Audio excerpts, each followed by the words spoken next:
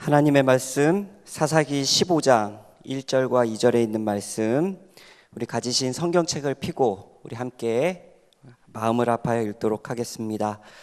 구약성경 사사기 15장 1절 2절에 있는 말씀입니다.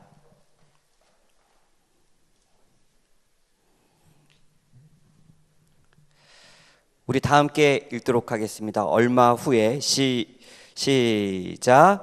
얼마 후 밀 거둘 때에 삼손이 염소 새끼를 가지고 그 아내에게로 찾아가서 가로되 내가 침실에 들어가 아내를 보고자 하노라. 장인이 들어오지 못하게 하고 가로되 내가 그를 심히 미워하는 줄로 내가 생각한 고로 그를 내 동무에게 주었노라. 그 동생이 그보다 더욱 아름답지 아니하냐 청하노니 너는 그의 대신에 이를 취하라. 아멘. 오늘 본문에 있는 사사기 15장에 있는 말씀을 가지고 하나님이 들으세요라는 제목을 가지고 이 시간 함께 은혜를 나누고자 합니다. 먼저 특별한 찬양을 들려주신 우리 학생분께 진심으로 감사를 드립니다. 이런 소망을 가지게 되었습니다. 들으면서 우리 성도님들이 찬양을 들을 때만큼만 설교를 들었으면 좋겠다, 이런 마음을 너무 집중해서 들으셔서 부탁드리겠습니다. 세상에 참 후회되는 일들이 굉장히 많이 있죠. 그랬으면 좋았을 텐데 라는 일들이 많이 있습니다. 그런 일들이 성경에도 있고 우리나라에도 역사의 가운데도 있는데요. 제가 오늘 특별히 우리 소개하고 싶은 사람은 우리 특별히 드라마에 많이 나오는 한 사람 중에 한 명입니다. 그 광해군, 여러분 기억하시나요? 광해군. 고개 끄덕이신 분들은 드라마를 좀 보신 분들이. 광해군 하면서 같이 나오는 사람인데 그 사람이 누구냐면 그 광해군을 폐위시키고 왕이 되었던 인조입니다. 인조. 기억하시나요? 네. 근데 제가 오늘 드리고 싶은 주목했던 한 사람 누구냐면 인조가 아니라 인조의 아들이었던 소현세자에 대한 이야기를 함께 좀 소개하려고 합니다. 역사를 가르치시는 선생님들에게 조사를 했는데요. 조선에서 가장 부활시키고 싶은 인물 1위가 바로 누구였냐면 방금 제가 이야기한 소현세자라고 합니다. 만약에 소현세자가 정상적으로 인조의 장자였는데요, 정상적으로 왕위에 올랐다면 아마 지금 조선의 기록은 달라졌을 것이다 라고 이야기할 만큼 똑똑하고 대단한 사람이었다고 합니다. 우리나라 최초의 글로벌 엘리트 소현세자. 그는 조선에 있었던 신문화를 가장 처음에 접했던 사람 가운데 하나일 뿐만 아니라 머리가 비상하고 그리고 많은 사람들의 마음을 얻었던 그런 사람 중에 한 명입니다. 이야기는 광해군 때로 조금 올라가 보면 광해군이 이제 폭정 때문에 폐위가 되고 누가 능양군이었던 사람이 왕이 됐는데 우리는 그 사람을 인조라고 부릅니다. 16대 왕이죠. 근데 이 16대 인조에게 있어서는 늘 트라우마가 있었는데 그것은 바로 뭐였냐면 밤에 잠을 자지 못했어요. 왜냐하면 자기도 언젠가는 누군가에게 이 왕권을 뺏길 수 있다는 이 부담감 때문에 늘 주변에 있는 사람들을 경계하게 되었습니다. 특별히 그의 트라우마에 불을 지폈던 것이 한 번 있는데 그것이 바로 우리가 너무나 잘 알고 있는 이괄의 난이라는 것입니다. 저 북쪽에서부터 이괄이라는 그 난이 일어나기 시작했는데요. 왕이 있는 도성까지 순식간에 내려왔어요. 뿐만 아니라 창경국을 불을 태우고 이 왕은 어떻게 하냐면 저 공주로 도망갑니다. 그러면서 스스로가 내 왕권이 언제 없어질지 모르겠다라는 불안감을 갖게 되죠. 뿐만 아니라 그때는 이 중국이 명과 청이 전쟁 중에 있었어요. 그런데 이 조선이라는 나라는 명에 조금 더 기울어져 있는 그런 때였고 이 청나라로부터 구박을 받는 그런 때였습니다. 이 병자호란 이후에 그 병자호란의 결과로 어떻게 되냐면 인조의 아들 소현세자와 복림대군을 데려갑니다. 두 아들을 데리고 가죠. 뿐만 아니라 조선에 있었던 사람들 한 200명을 데리고 그 중국의 지금으로 얘기하면 심양이라는 곳에 데리고 가게 되죠. 그곳에서 이 인질로 왕자를 잡고 있는 거죠. 세자를. 그 세자가 누구였냐면 소현세자였습니다. 그런데 한마디로 인질이었을 뿐이었는데 이 소현세자가 그 중국에 가서 자기의 능력을 더 발휘를 시킵니다. 특별히 그곳에서 누구를 만나냐면 중국의 천주교를 가지고 들어갔던 독일에서 왔던 아담 샬이라는 사람을 만나게 되고, 그 아담 샬이라는 선교사가 청나라 황제의 할아버지격 그렇게 대우를 받는 사람이었는데도 불구하고 이 인질이었던 소현세자와 아주 각별한 사이를 갖게 됩니다. 그래서 소현세자가 그 조선으로 다시 들어올 때 뭘 갖고 들어오냐면 그 선교사로부터 성경책을 갖고 들어옵니다. 그 천주교의 교리를 갖고 들어오죠. 아무튼 이 굉장한 능력을 발휘해서 어느 정도였냐면 그곳에서 무역을 해서 돈을 벌어서 조선의 인질로 잡혀온 사람들을 자기가 돈 주고 사서 조선으로 돌려보내든지 아니면 그들에게 자유를 주는 그만큼의 아주 굉장한 능력을 발휘합니다. 그래서 청나라에서도 그를 마치 대사급의 관료로 대우를 하죠. 그가 있었던 곳이 지금도 건물이 남아있는데요, 이 어린이 도서관으로 개편이 돼서 지금도 심양에 가면 이곳이 있다고 그렇게 합니다. 물론 전 가보지 못했습니다. 사진에 나와 있습니다. 그만큼 능력이 있었던, 청나라로부터 능력을 인정받았던 이 사람이, 소현세자가 얼마나 인정을 받았는지 청나라 황제가 인조에게 이렇게 이야기합니다. 만일 너에게 뜻하지 않는 일이 발생하면 내가 인질로 삼은 너 아들, 누구요?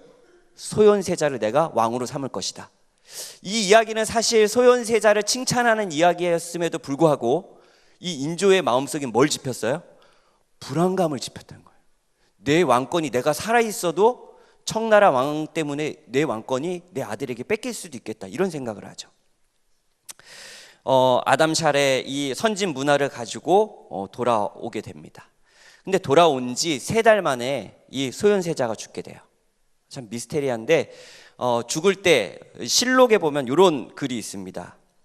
진원군 이세환의 아내가 염습에 참여하고 난 뒤 그 시신이 온통 검은빛이었고 얼굴에 이목구비에 모두 피를 흘리고 있어서 마치 약물에 중독되어 죽은 것 같았다, 이렇게 되어 있습니다. 결국 뭐 당했다는 거예요? 독살당했다는 겁니다. 이 아버지로부터 이 청나라가 명나라를 다 제패하고 더 이상 볼모가 필요 없었어요. 그래서 이 소현세자를 돌려보냈더니 이 아버지 인조가 불안한 마음에 누구를 죽여요? 그 아들을 독살합니다. 뿐만 아니라 2년 안에 무슨 일이 벌어지냐면 그 인조의 부인이었던 강씨를 그 후궁에게 독을 탔다는 혐의를 가지고 사약을 내려 죽입니다. 며느리를 죽인 거죠. 2년 안에 이런 일도 벌어져요. 그 손자였죠. 손자가 셋이 있었는데 12살, 8살, 4살이었습니다. 이 3명의 손자를 어디로 보내냐면 제주도로 유배 보냅니다. 기록에 의하면 그들이 풍토병에 걸려 죽었다, 이렇게 되어 있지만 많은 사람들은 그 왕위를 지키기 위해 인조가 죽였다라고 이야기를 하죠. 결국 그가 아들과 손자와 며느리를 죽이고 2년 만에 다 죽입니다. 근데 더 놀랄만한 사실은요, 인조가 이렇게 죽이고, 그러니까 아들이 죽은 지 4년 만에요, 인조가 죽게 됩니다. 그러니까 결국 자기의 왕권을 4년 지키기 위해서 조선이라는 나라를 바꿔놓을 수 있을 만큼의 능력이 있는 그 소현세자를 죽였을 뿐만 아니라 그 며느리, 손주들까지도 싹 죽였다는 거예요. 4년 때문에. 그래서 많은 사람들은 이 인조의 욕심이 없었다면 조선은 지금과는 다른 역사를 쓰고 있었을 것이다 라고 이야기를 하고 있습니다. 이렇게 안타까운 소현세자의 이야기도 있지만 성경에는 소현세자보다 더 능력이 뛰어났던 사람이 있어요.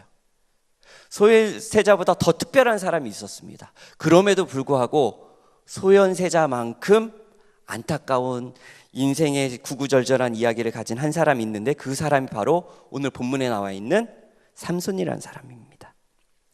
사사기에는 많은 사사들이 기록되어 있죠. 12명이 기록되어 있는데 가장 짧게 기록된 사람은요, 한 절 기록되어 있습니다. 혹시 누군지 아시는가요? 네, 다 아시죠? 삼갈이라는 사람입니다. 사사기 3장 31절에 보면 삼갈이라는 사사는 한 절 나옵니다. 그리고 다 조금씩 이렇게 기록이 되어 있는데요. 가장 많은 분량을 통해 기록된 사람이 누구냐면 삼손이라는 사람이에요. 자그만치 사사기 중에 4장을 기록되어 있습니다. 소현세자처럼 가장 능력이 많았으며 소현세자처럼 가장 특별했던 삼손. 그런데 우리가 너무나 아쉬웠던 이유는요, 그가 만약 다니엘과 같은 담대함이 있었다면, 사무엘과 같은 믿음이 있었다면 이스라엘 백성들의, 이 이스라엘의 하나님 백성들의 역사는 완전히 바뀌었을 것이라고 우리는 그렇게 짐작할 수 있는 것이죠. 오늘 삼손의 이야기를 통해서 몇 가지를 살펴보면서 은혜를 우리가 함께 나누고자 합니다. 첫 번째는 그럼에도 불구하고 그는 원칙이 있는 사람이었다는 사실입니다.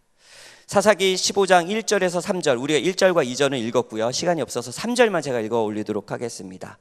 삼손이 그들에게 이르되 이번은 내가 블레셋 사람을 해할지라도 그들에게 대하여 내게 허물이 없을 것이니라 하고, 여태 동안 그가 스스로가 잘못 살았음을 스스로는 알고 있었어요. 우리가 오늘 본문에 읽었던 1절과 2절에 있는 말씀은 어떤 이야기냐면 14장에 보면 삼손이 수수께끼를 냈는데 그 수수께끼를 그 부인을 통해서 알아냅니다. 협박을 해서. 그리고 그것을 맞춘 것에 대하여 삼손이 화가 나죠. 결혼잔치에서 어떻게 했냐면 신랑이 화를 내고 그 맞힌 사람들에게 해를 가하고 화가 나서 집으로 돌아갑니다. 근데 집에 가만히 있다 보니까 자기의 잘못한 것을 깨닫게 되죠. 그리고 어떻게 하냐면 미안해서 그런지 손에 뭘 들고 가냐면 얼마 후 밀 거둘 때 삼손이 뭘 가지고 가요? 염소 새끼를 가지고 그 아내에게로 찾아가서 그 친정집으로 다시 가는 겁니다. 처가댁으로 가서 내가 잘못했으니까 미안하니까 화 푸시고 내 아내 내가 데려가겠다고 이렇게 장인을 찾아간 거였죠. 근데 문제는 여기서 있었습니다. 장인이 2절입니다. 가로되 내가 그를 심히 미워하는 줄, 그 아내를 말하는 겁니다. 내가 생각한 거로, 우리 노란색 한번 읽어볼까요? 그를, 시작, 그를 내 동무에게 주었노라. 그 동생이 그보다 더욱 아름답지 아니하냐. 청하노니 너는 그의 대신에 이를 취하라. 유학하면 이거예요. 장인에게 찾아갔더니 네가 내 딸을 싫어하는 줄 알고 내가 네 친구한테 내 딸을 시집 보냈어. 근데 딱 눈치를 보니까 삼손이 힘이 세요. 장인이 무서우니까 뭐라 그래요? 삼손에게. 그런데 걱정하지 마. 누가 더 이뻐요? 동생이 더 이뻐. 동생이 더 이뻐. 이런 장인이 있다는 것 사실만으로도 굉장히 놀랄 만한 일이죠. 그런데 장인은 뻔뻔하게 그렇게 이야기했다는 사실이죠. 하나도 부끄럼 없이. 그는 삼손은 그의 걸음이 여자를 쫓아가는 걸음이었죠. 레이에 있다가 소라로 가고 딥나의 여인을 보고, 뭐 오늘 보지는 않겠지만 나중에 또 가사의 여인에 가죠.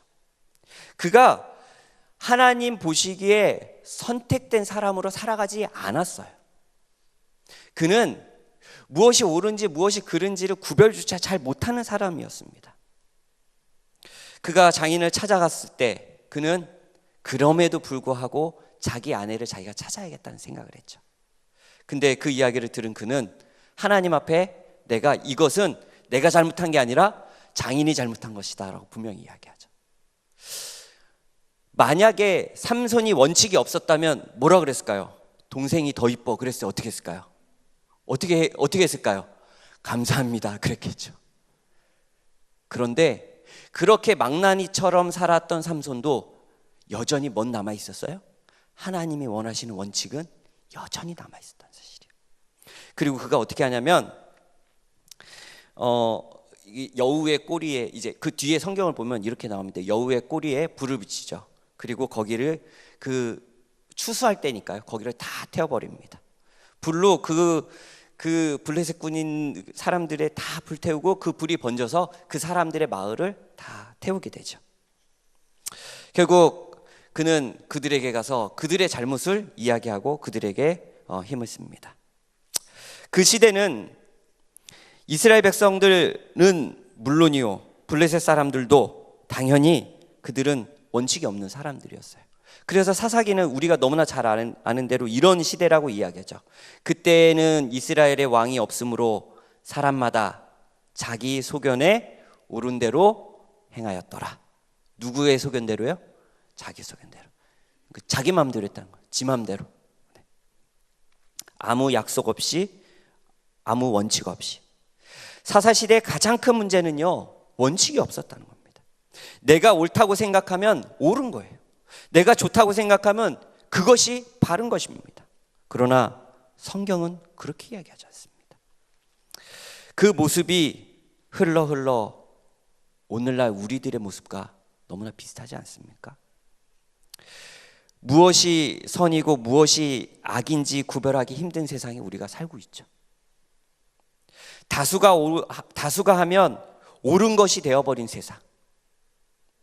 무엇이 옳은지 무엇이 옳지 않은지를 스스로 생각하고 판단하는 세상에 우리가 살고 있지는 않습니까? 사랑하는 성도 여러분, 삼손이 가졌던 그 하나님의 원칙이 오늘 우리 마음속에 있게 되기를 간절히 소망합니다. 제가 사는 퇴계어는요, 경기도의 강남이라 불리는 아주 번화가가 있는 동네입니다. 2차선이 도로가 이렇게 있는데요, 너무나 좋은 동네고 꽃도 이쁘고 아주 좋은 동네인데 단점이 하나 있다면 2차선이다 보니까 무단횡단은 굉장히 많이 한다는 사실이에요. 우리 태계원 사시는 분들은 잘 아시죠? 그래서 차를 운전할 때 너무나 위험한 상황이 많이 벌어져요. 하루는 신호등이 있음에도 불구하고 저희 아파트에서 건너가는데 2차선이에요. 그냥 바로입니다. 가깝습니다. 근데 빨간불이어서 제가 이렇게 아들이랑 있는데 옆에 제 아들 또래에 있는 아이, 한 여자아이와 엄마가 있었어요. 근데 보니까 뭐 차가 없어요. 그랬더니 엄마가 아이를 손잡고 건너! 이러는 거예요. 손잡고 막 건넙니다. 근데 건너가서 저도 파란불이 들어서 건너갔는데 이 아이가 유치원에서 배운 걸 얘기해요. 엄마, 빨간불이면 건너면 안 돼. 그랬더니 엄마가 뭐라 그러냐면요, 엄마랑 있으면 괜찮아, 그러는 겁니다. 정말 괜찮나요? 네. 여기서 무단횡단하신 거 아니시죠? 아무리 마음대로 하던 그 삼손에게도 여전히 남아있었던 원칙은 있었다는 사실이에요. 참으로 감사하죠. 그런데 어떻게 그 원칙이 남아있었을까요? 그것은 어렸을 때부터 배웠던 하나님의 말씀이 있었기 때문인 것입니다.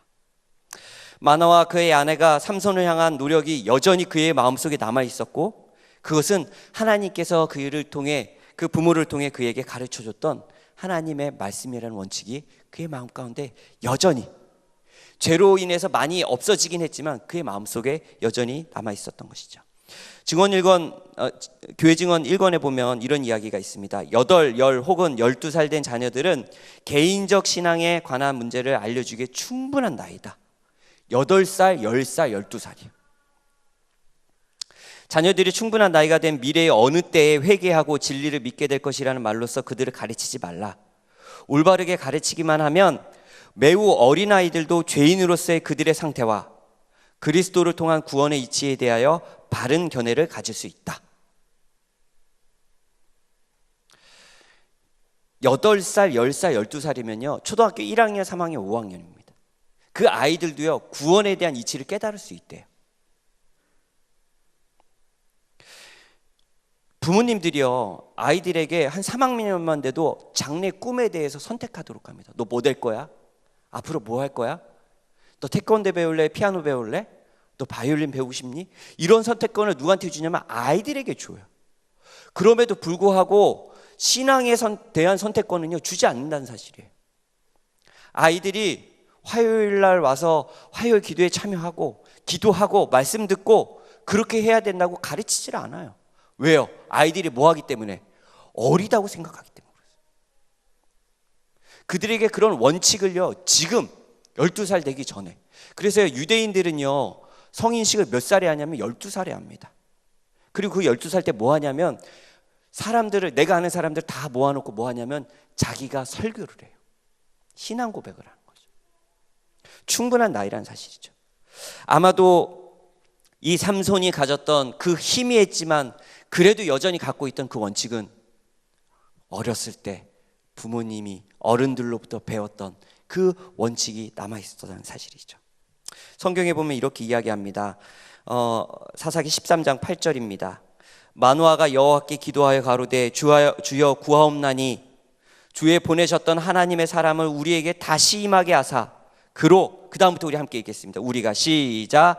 우리가 그 낳을 아이에게 어떻게 행할 것을 우리에게 가르치게 하소서. 아멘.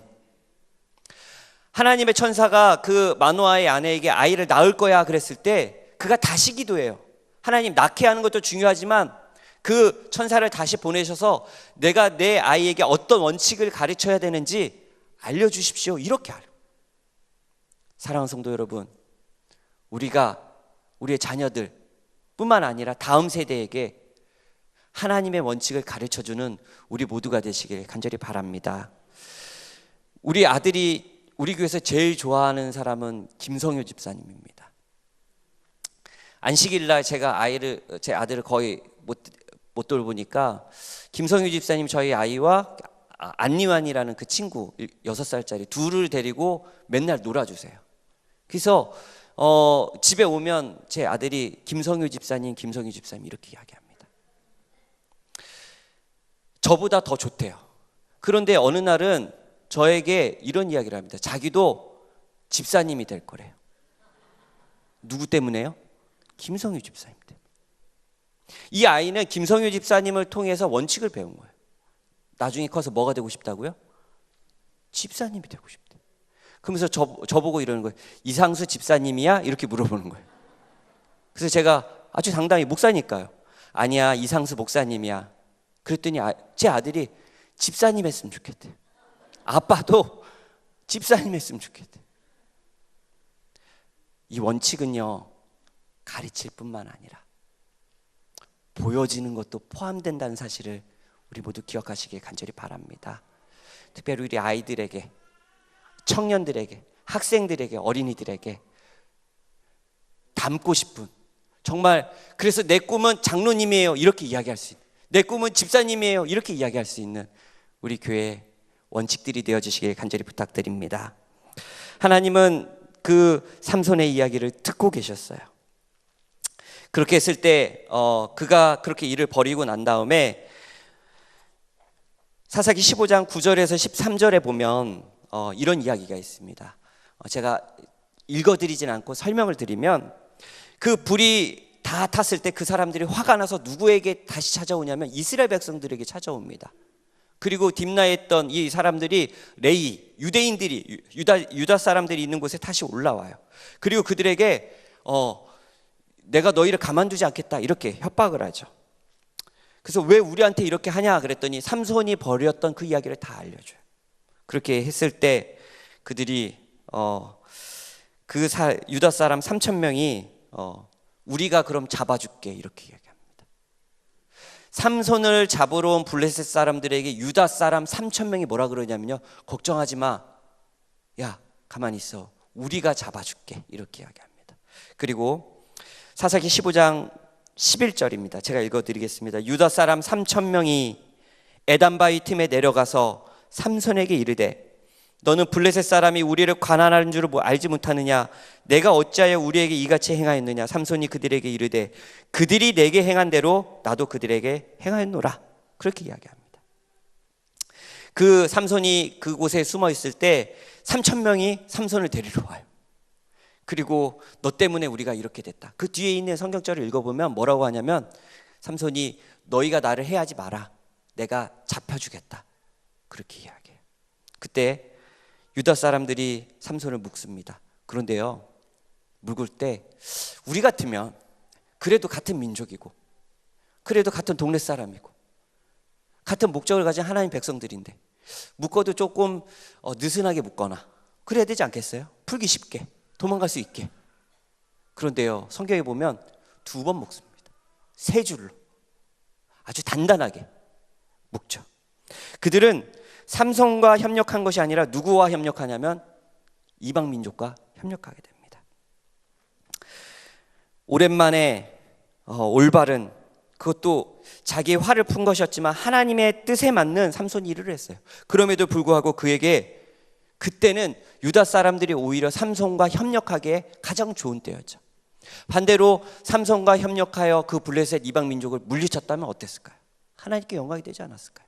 그럼에도 불구하고 그 사람들은 어떻게 해요? 삼손을 잡으러 왔다는 사실이. 그들이 잡으러 온 이유에 대해서 이렇게 이야기합니다. 개역개정에는 이렇게 이야기하고 있더라고요. 그들이 삼손에게 이르되 우리 노란색 한번 읽어보겠습니다. 시작. 너를 결박하여 블레셋 사람 손에 붙이려고 이제 내려왔노라. 너를 내가 결박해서 블레셋 사람에게 주려고 왔다. 그렇게 이야기하죠. 그들은 삼손의 협력자가 아니라 적대자가 되었어요. 화이트부인은 이런 이야기를 해요. 만일 이스라엘 백성들이 기꺼이 삼손과 연합하여 승리할 때까지 그들을 추격했더라면 그때의 압박자들의 권세에서 벗어날 수 있었을 것이다. 삼손과 협력할 때였어요. 그럼에도 불구하고 그들은 누구랑 협력해요? 반대편과 협력하게 되었던 거죠.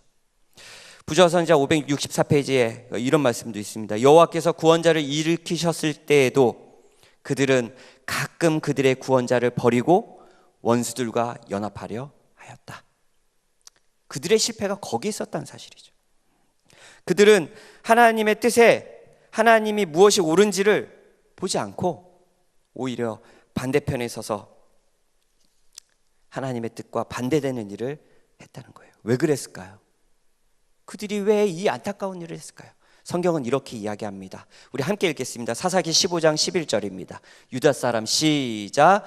유다 사람 3,000명이 에단바위 틈에 내려가서 삼손에게 이르되 너는 블레셋 사람이 우리를 다스리는 줄을 알지 못하. 누가 다스린다고요?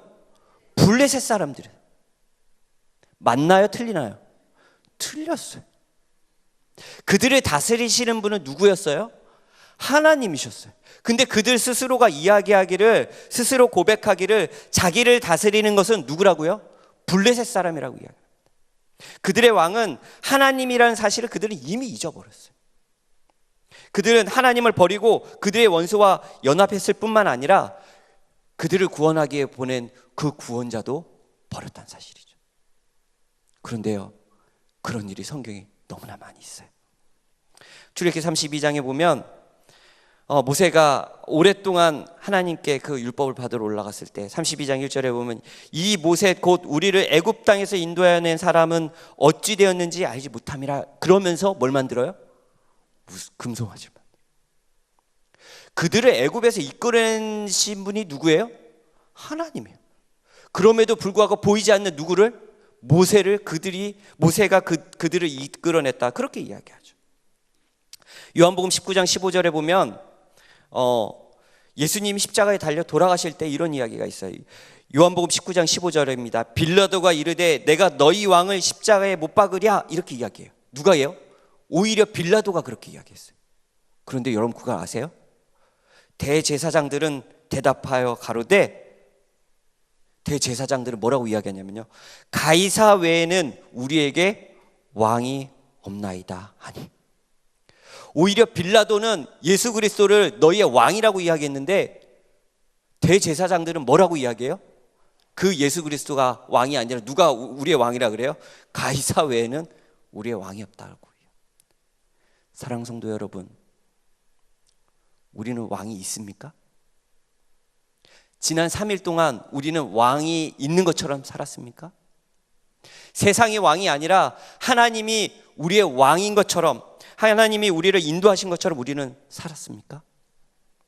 오늘 이 저녁에 하나님이 우리의 주인이 되어주시고 하나님이 우리의 삶에 인도하시는 왕이 되어주신다는 사실을 기억하는 우리 모두가 되시기를 간절히 바랍니다. 그들은요, 한때 전쟁에 용맹했던 사람들이에요.